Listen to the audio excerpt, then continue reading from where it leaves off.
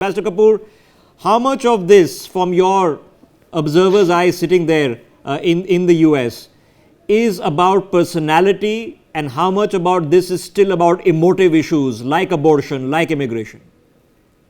Well, this is about both, you're right, Rishabh, but it is also about a lot of other aspects, which is the economy, for example, which is the foreign wars, for example, in Ukraine and Russia, Israel and Palestine.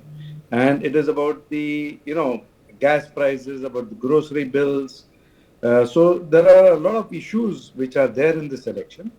And what I see, coming from Washington D.C., that the feeling on the ground that I get, I am not a registered voter because I am not voting. I'm not a citizen, so it's easier for me to observe it as a neutral observer with a perspective, different perspective of what the American interests are and who's a better candidate to take it forward, and about India-US relations, who's a better candidate for that.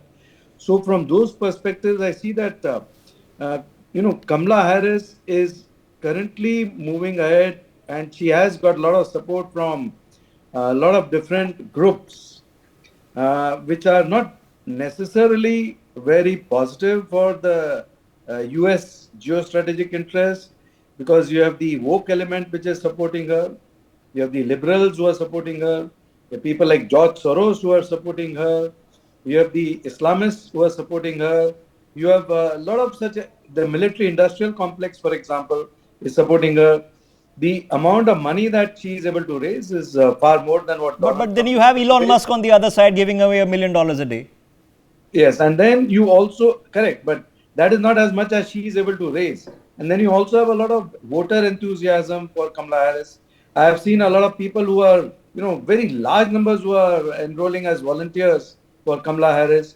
Now, while Trump has a very solid voter base, but he does not have the deep state, for example, behind him. The deep state is absolutely antithetical to him.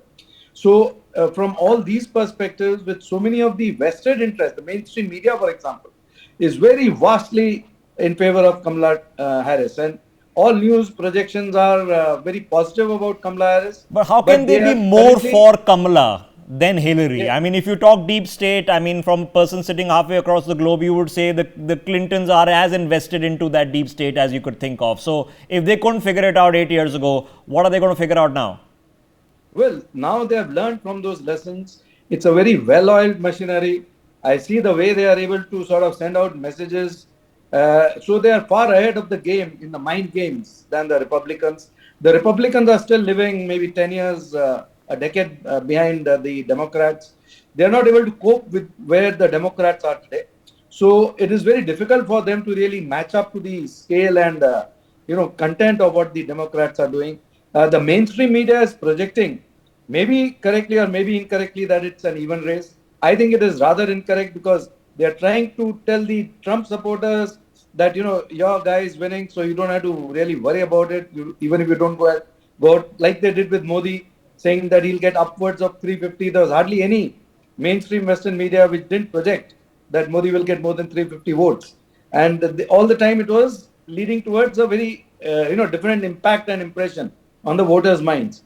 So something similar, I see it happening in the US. So I am Rishabh Gulati. I am very happy to take your challenge and put my neck out there and say that while Donald Trump will be far better for US geostrategic interests globally and for US India relations, depending on based on what the past track record has been.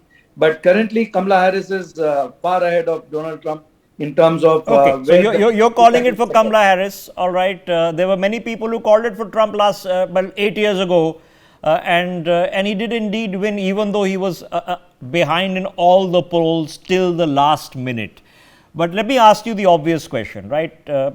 Indian Americans generally lean Democrat, okay, because the Democrats are supposed to be the pro-immigration, the sort of friendlier to newly established immigrants party.